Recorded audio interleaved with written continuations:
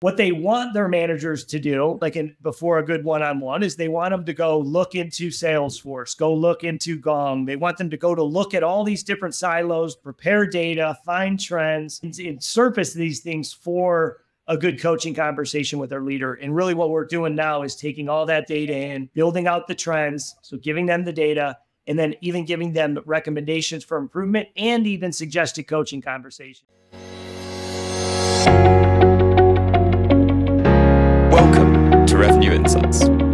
Every week, we'll be joined by revenue leaders from some of the most successful and highest growing companies. Together, we explore how they built their revenue teams, the journeys that they've been on, and the lessons they have learned along the way. Revenue Insights is brought to you by Ebsta. We're a revenue intelligence platform designed to help revenue teams to build more pipeline, close more deals, and retain more customers.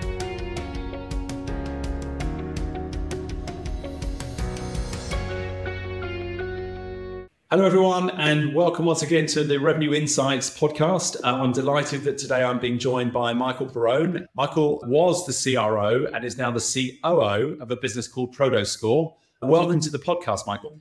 Yeah, nice to be on. Thanks for having me. Well, why don't we start by just giving everyone who's listening an understanding of what Prodoscore is? Yeah, absolutely. So we've been around 4 or 5 years, started with the business at inception of zero revenue. We've scaled nicely over the years. And Prodoscore is a productivity intelligence solution. And kind of in the name, Prodoscore, productivity scoring. So what we do is we take all the employees nowadays use tons of different cloud tools. So there's things called APIs, which allow us to sync into all these different cloud tools and collect a lot of data, the hundreds, thousands of things employees do on a daily, weekly basis, taking all of that productivity out of their office suite, their CRM, their phone system, Slack, Zoom, right? Capture all of that data and then produce a score from 0 to 100. And so think of it like FICO score guy in a way that a lender can digest thousands of financial data points and make a decision quickly. Think of that for leaders, executives to have some visibility into their workforce, to almost like build a recipe for like blueprint for employee success. Really understand what the best people are doing to kind of replicate that performance and scale. Very good. Well, for those that know me will know I'm a big fan of being data-driven. We spend a lot of time with our customers analyzing all the signals that lead to revenue in the past. We connect to things like mailboxes and calendars and phone systems, and we try and find out how much momentum or engagement is required with which stakeholders at every stage of every sales cycle so that we can build benchmarks and identify risk in the live pipeline. So I understand that data-driven approach, and it sounds like an exciting business to be part of. Absolutely. Yeah, I think it helps you just in kind of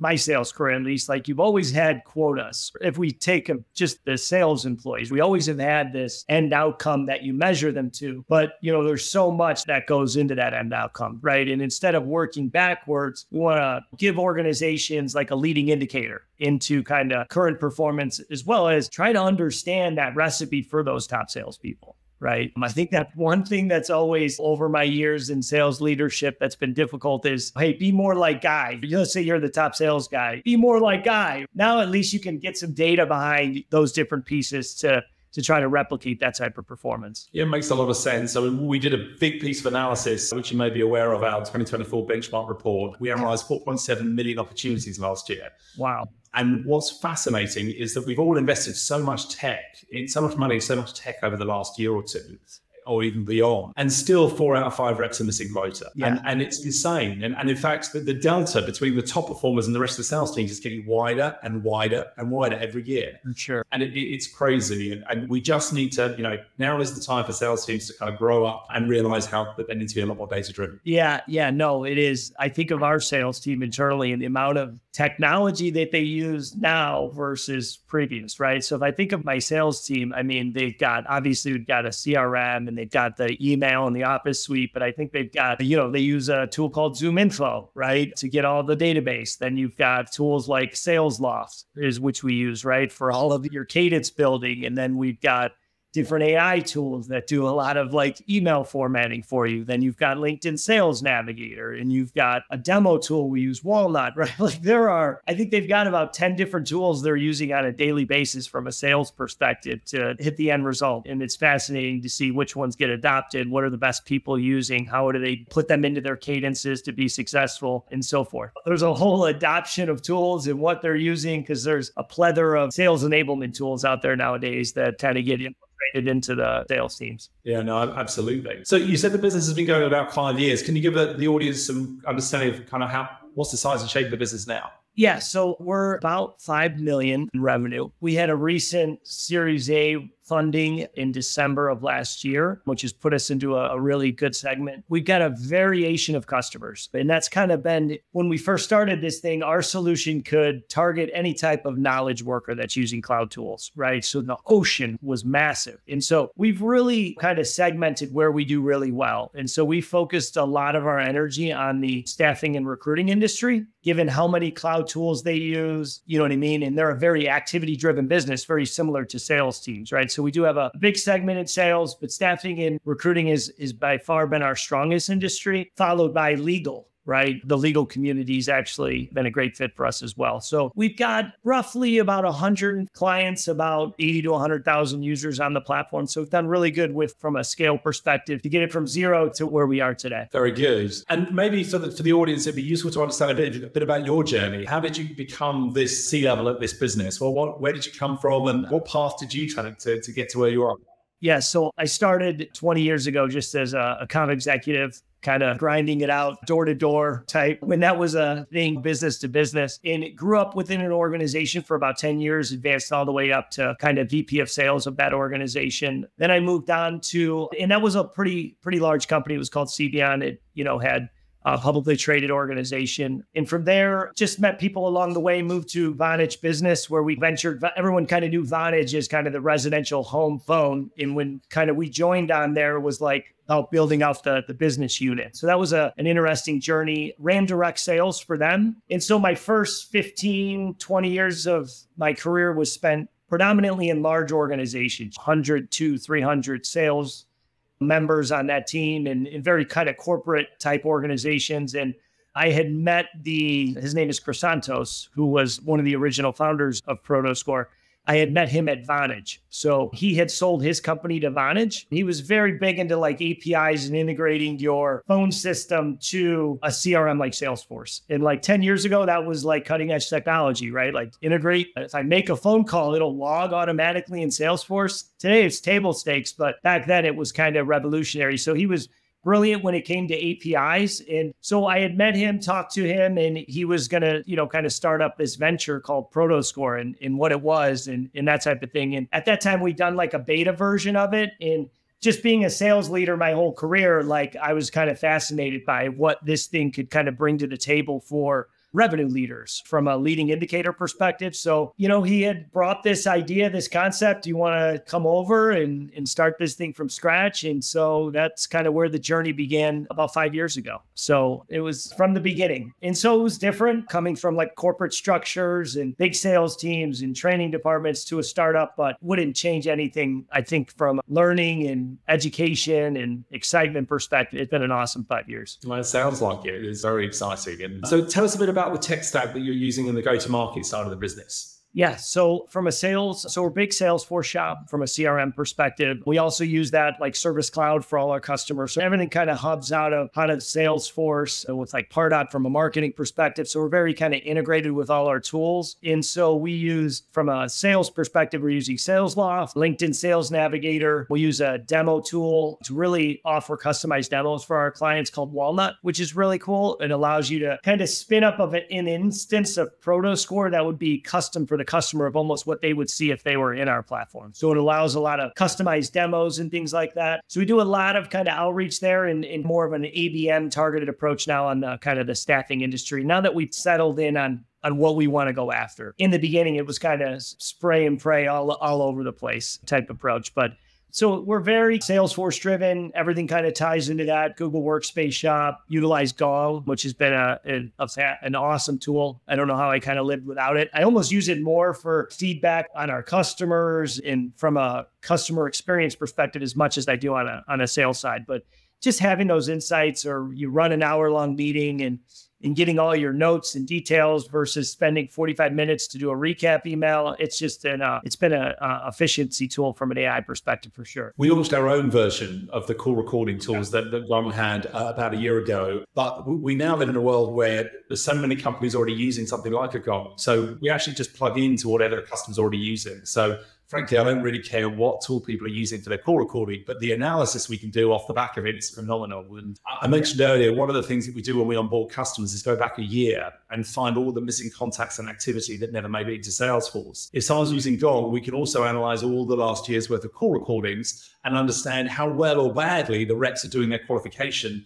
during every sales cycle. And it's amazing to see the delta between the top performers and the way that they're dealing with objections or capturing the medic, for example, versus the rest of the sales team. And it really is night and day. Last year, we analyzed 1.2 million hours of sales calls, and the delta is huge. You can almost predict if they're going to be a top performer or not by the data we see from the call recordings. It's fascinating. Yeah, no, I mean, it's just having these type of tools today versus previous life to try to coach and, you know what I mean, assess why maybe someone is hitting their quota or not hitting their quota.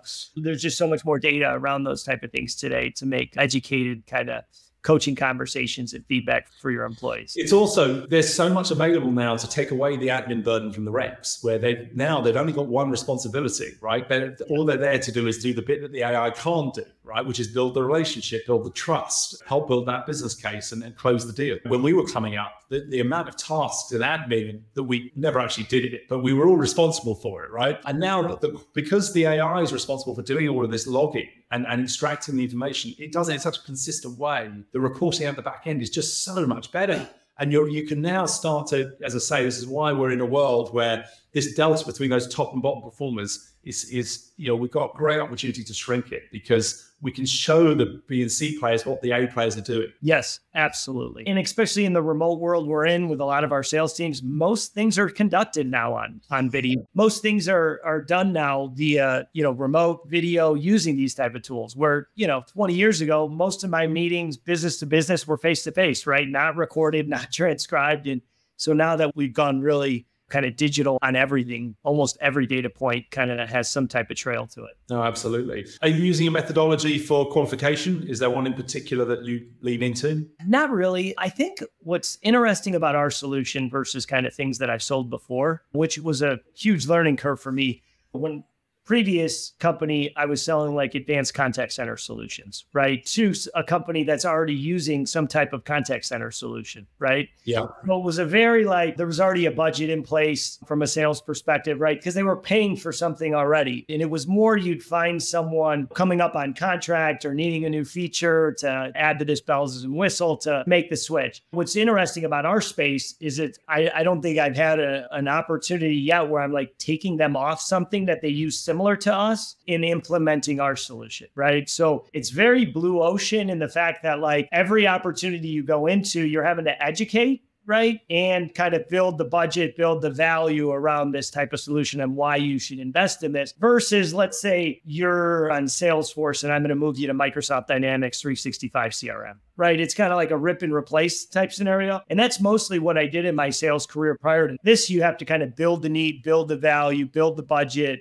in a whole new kind of ecosystem of a space because it's not commonplace out there to have a solution like ours out. No, there's pros and cons there, right? But it's a very different motion because you kind of almost got to educate the buyer of what that challenge is. Yeah, so when it's like qualifying, we're looking for like a catalyst, why they need this visibility. So most companies would come to Prodoscore and they'll say, hey, Mike, we need visibility into our employees. And then it's really like underneath that layer, what does that mean? In some big catalyst that we've had that move the needle for a solution like ours is like remote and hybrid. So we can measure remote and hybrid productivity. And so guy would have a score when he's in the office, he would have a score when he's remote, or you just have all remote employees, or you have hybrid. And we're really able to start to kind of debunk that gut feel of like, I need everyone back. They're not as productive, or maybe they are more productive remote, right? So that's like when we say like, what's the qualification? We're trying to understand what are they really trying to solve with their people from a visibility perspective. And that would be an example of one that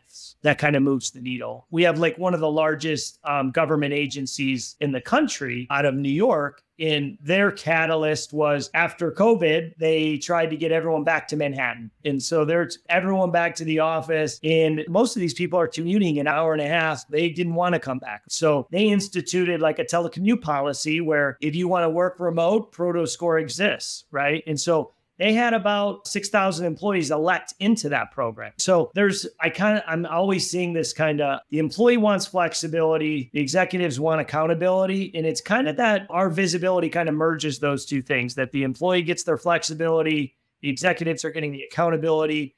And you can kind of have a best of both worlds. That makes a lot of sense. Well, it sounds like an exciting place to be. And what are your plans over the next kind of year or two? What do you see looking at 2025 and beyond? Yeah, so in the COO role, I've kind of taken on more product so I can kind of speak to the vision of where we want to go. So we collect all these rich data points, right? We know when people start their days, end their days, remote, office, what tools they use. I mean, we know also, Guy, like how they collaborate, like how if you're a leader and you've got 10 people underneath you, like I know if you guys are in meetings together or if you're slacking or Teams chatting them or emailing them, like all of these data points funnel in. And so what customers are asking us for is like, can you make it more like alert me more on the data? And so what we've been working on, me and Adrian, who runs my data science team, is we've been working on models of taking all of this data we have, putting it into different types of trend analysis, right? So like if I'm the manager, if you are my employee, I want to look at Guy's data the last 30 days versus the previous 90 days, pull out any trends there. But I also want to look at Guy versus the top 20% in his role that he's in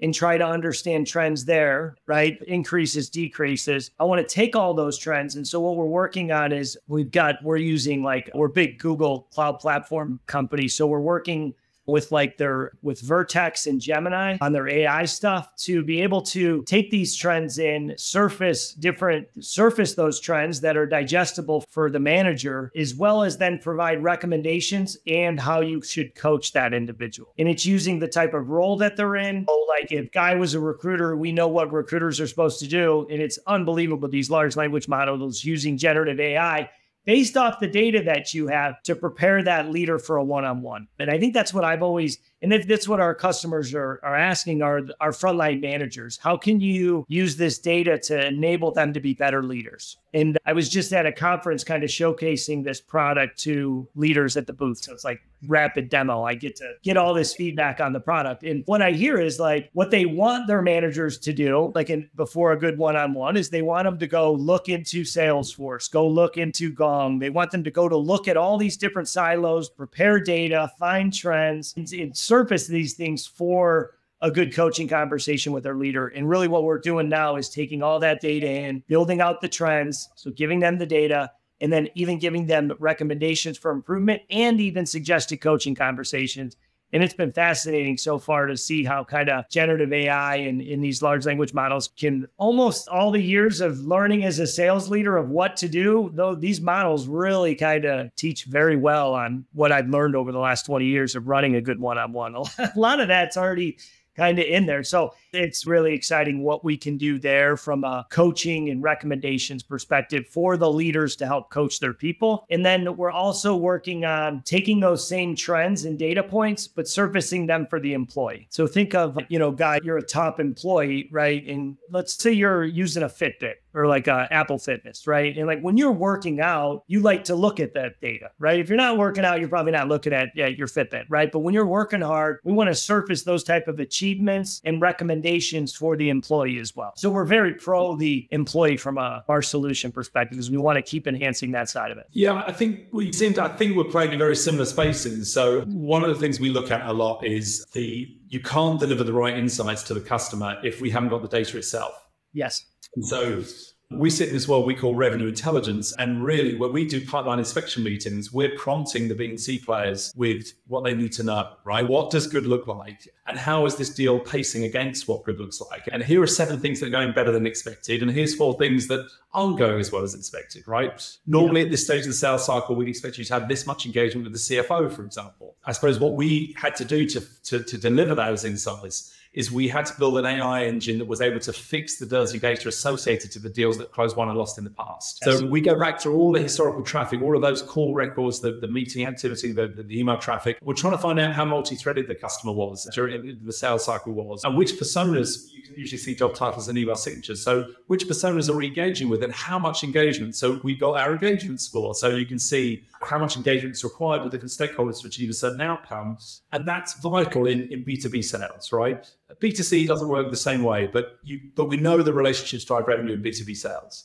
Absolutely. And I'd say, like, when you think of Prodoscore, we're just a data point, because the stuff you're doing, that's that other data point that you need. The pipeline management, there's the sales, that all those different intangibles. Remember, Prodoscore is driven off of just purely activity, right? So we're going to be more on the leading indicator stuff that builds the pipeline. Pipeline from there to close, that's not what Prodoscore is, right? Where we're analyzing all of those details in the the champions of the deals and that type of stuff. What are they doing from an activity perspective that produces kind of a productivity score? And there are ties to that of what leads to the end outcome. But when you think of the end outcome, a lot of it falls in kind of your data when it comes to pipeline management and those type of things. I'm more you get to the point where you're meeting with a sales rep and they have zero pipeline or not generating enough pipeline. That's where you go to, it doesn't matter what you do to try to close the one deal that you generated. You don't have enough pipeline. Let's look at the type of activity that you're doing to build the proper opportunities. Very good. And roughly how many sellers have you got now? Yeah. So it's a team of 5. So we fluctuated here and there over the years, like with BDRs, and we tried that. This industry is not, it's been very difficult to kind of go like a BDR opener model, in the fact that you're not going to call someone in BDR. In my example would be like, let's say Salesforce and BDR. They make thousands of calls. They eventually get the one like, oh yeah, we were actually looking at Salesforce. That's the opener. All right, pass it on. With Prodoscore, it takes a very business conversation to even open up if this is something that you should be looking at, right? So it's a little bit more advanced and a little bit challenging from an outbound hunter perspective. Most of our opportunities come from partners or come from referrals or from marketing, someone looking for a productivity solution to kind of solve one of those catalysts that they were potentially looking to solve. So it's definitely been a little bit challenging on the outbound hunting. I tried outside BDR organizations. I've tried to do it internally. It's tough to generate pipeline with that approach in kind of an industry that's not commonplace yet. Yeah, I think that's fair. I think the more complex the proposition, the more senior the sales resource needs to be, even at the very top of the funnel. And yes. I was just looking at the data we picked up.